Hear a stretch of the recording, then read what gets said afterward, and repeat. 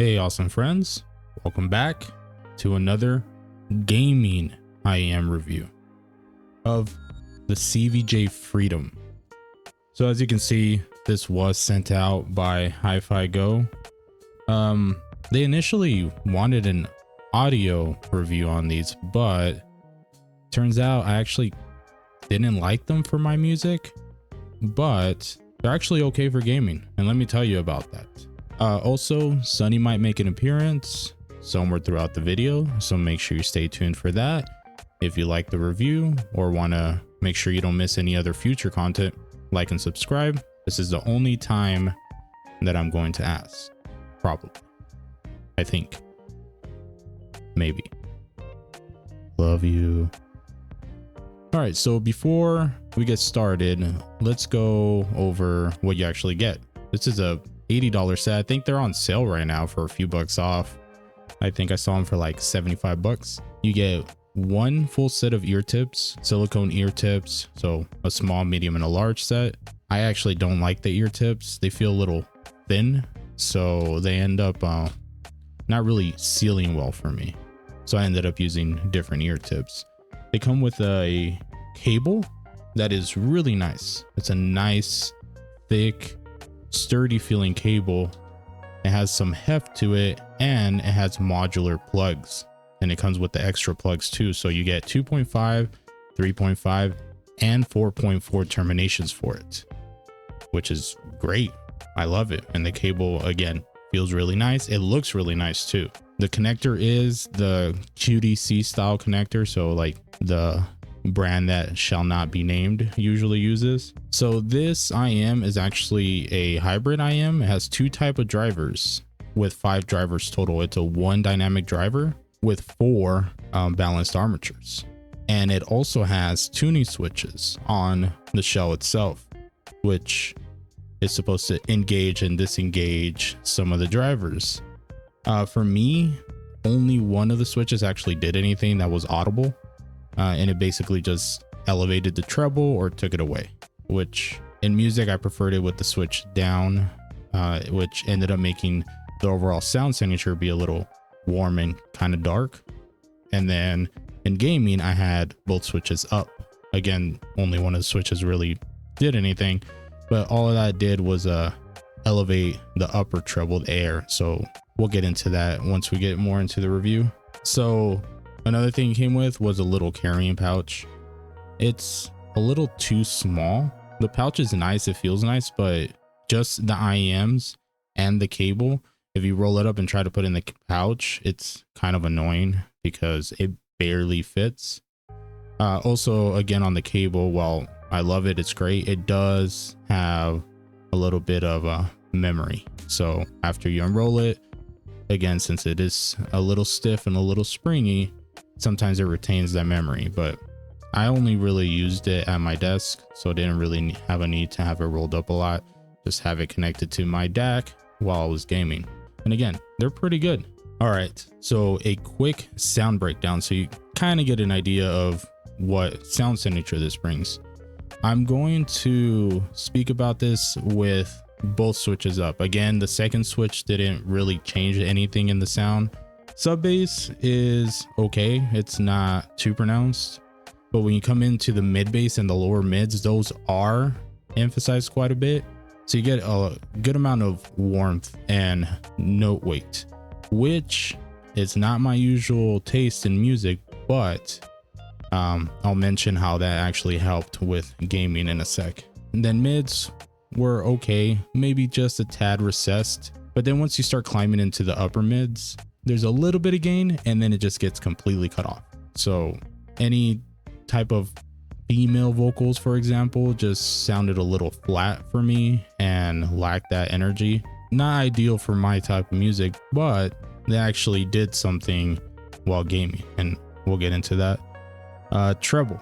With the switches on, treble was a little splashy and kind of sharp. There was a little bit too much air and treble there, so there was a little sharpness added to a lot of instruments, a lot of vocals, cymbals, strikes, everything. Like there was like a lack of body on them because there was no like upper mids or mid treble, but then there was just that sharpness around the sound. So again, not my thing for music. They were okay, but it's just not my preferred taste. The drivers are actually quite capable, and that's the main reason I decided to try them in gaming, because while testing them in music, I was like, this is not my thing. Some people might enjoy this, but I do not. It's not like 100% no. After listening to a while, it was okay. It's just, it still lacked what I wanted out of music. But then I got to thinking, hey, the imaging is actually not bad on these, and there's decent separation, even though there's a good amount of warmth. So some of that lower mids and mid bass kind of creeps up and dominates a little bit in while you're going into the upper mids. But also, since the upper mids had that cutoff and there was a lack of energy, that just emphasized the bass even more, so it makes it sound a little warmer than it actually is.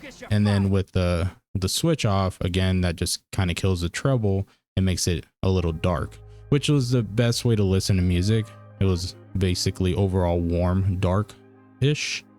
That was the best way to listen to music because it was non-fatiguing or splashy and was the best sound I can get out of them. But going into gaming, so it being multi-driver, I had a really good experience with it keeping stuff separated. The lower mids and the mid bass just being more pronounced added a lot of body to the sound. So a lot of audio cues, you can actually, feel them more. They had more of a presence.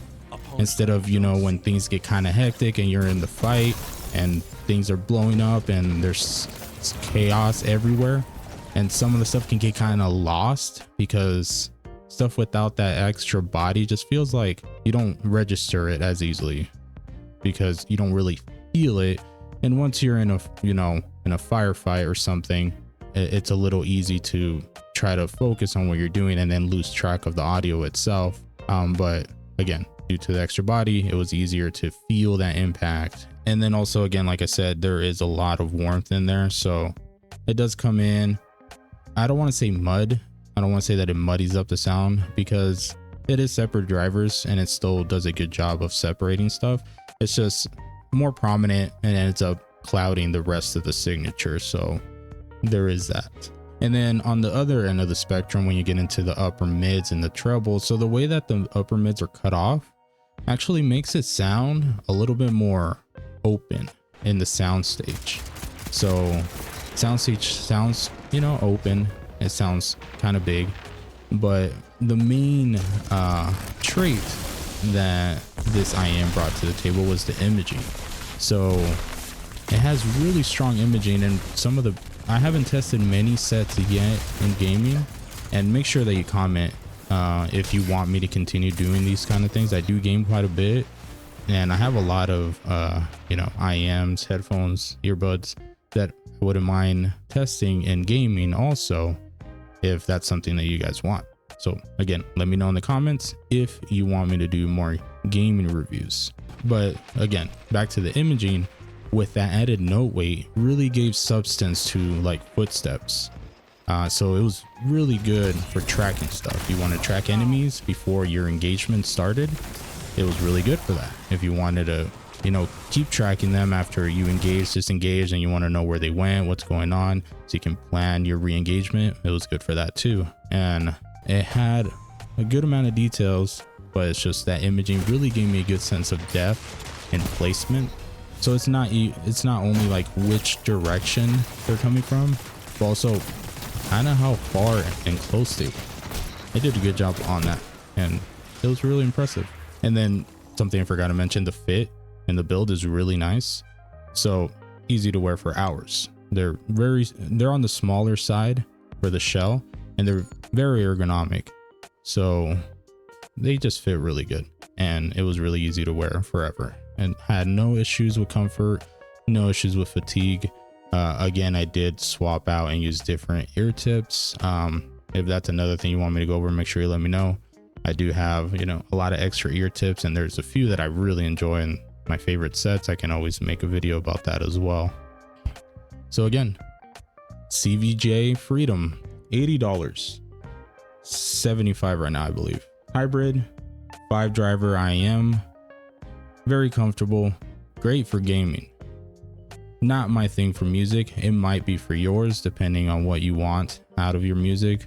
Again, the signature made it so it was a very easy listen. So if you want something that's non-fatiguing and you can listen to forever without, you know, getting tired, they were okay for that.